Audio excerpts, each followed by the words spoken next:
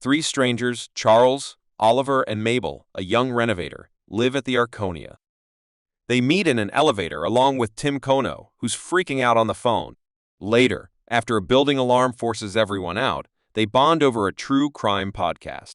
When they sneak back in, they discover Tim's dead body. The cops call it a suicide, but the trio isn't buying it. They dig into clues like Tim's frantic phone call and a mysterious engagement ring. They decide to start their own podcast, Only Murders in the Building, and we find out that Mabel and Tim were actually old friends. Charles and Oliver want to dig into who Tim really was, so they join Mabel at his memorial service. Turns out, Tim wasn't exactly Mr. Popular. Most of the Arconia residents had complaints about him.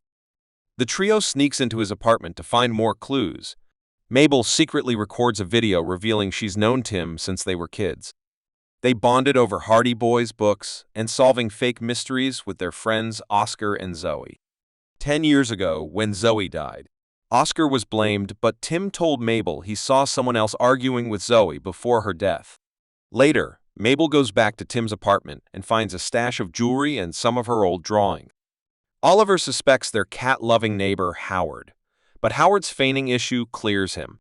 Bunny Folger threatens to evict Oliver unless he pays his fees, so he convinces his old friend Teddy to sponsor their podcast. Charles meets Jan, a bassoonist, and Mabel pushes him to ask her out. Oliver spots Sting and thinks he might be involved. Mabel finds a note from Tim about a meeting with GM in a week. Things escalate when Oliver gets a threatening note and his dog Winnie is poisoned. Oliver suspects Sting poisoned Winnie. They consult their favorite podcast host, Cinda Canning, then confront Sting with a turkey. Sting admits Tim was his stockbroker and that he told Tim to kill himself after losing money, but he's relieved when they suggest Tim was murdered, not a suicide. Meanwhile, Charles's date with Jan is a disaster, but they agree to a second date after he opens up to her. Mabel discovers GM is Montrose Gems, and Oliver's son remembers Mabel's past connection to Tim. In a flash forward, Cinda Canning's new podcast focuses on the trio, now titled Only Murderers in the Building.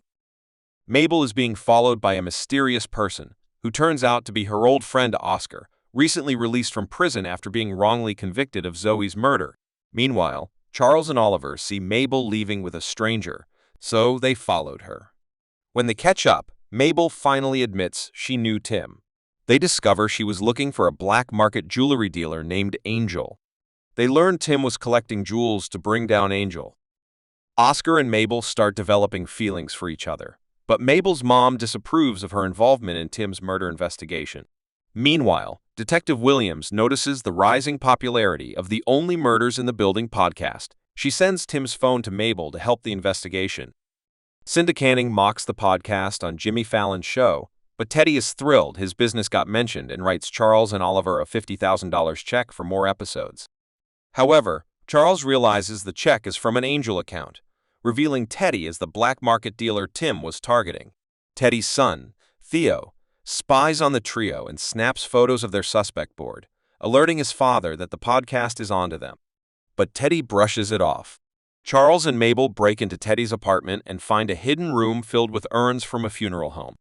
At the funeral home, they discover a secret room with stolen jewelry. Theo, who works there and steals from bodies, spots them. Flashbacks reveal Theo had a crush on Zoe and saw her steal a ring from Teddy's apartment. During an argument on New Year's Eve, Theo accidentally caused Zoe to fall off the roof. Tim witnessed it, but stayed silent due to a threat from Teddy. In the present, Theo kidnaps Oliver and Mabel, driving them to an unknown location. Before they're taken, they manage to text Charles, hinting that Tim's phone password might be Theo. Teddy lets Mabel and Oliver back into the Arconia, but only if they stop the podcast and clear the Dimas family's name. Once they're back, they're mobbed by fans who call themselves the Arconiacs. Oliver invites the Arconiacs to help solve Tim's murder for the show's surprise finale. Charles gets sidetracked by Jan, so Mabel and Oliver kick her off the case. Jan goes back to her apartment and finds a creepy note saying, "I'm watching you." Security footage proves Teddy and Theo weren't in the building when Tim was killed. Charles checks in on Jan and finds her unconscious and bleeding. Jan survives her stabbing, and Charles helps her recover. Charles' former stunt double, Saz Pataki, arrives and eagerly jumps into the investigation. Charles attends Jan's concert at Saz's urging and notices a young female bassoonist taking Jan's place as first chair. Meanwhile, Oliver and Mabel discover a bassoon cleaner among Tim's stash of sex toys. The trio realizes Jan is the murderer. She killed Tim a day after they broke up.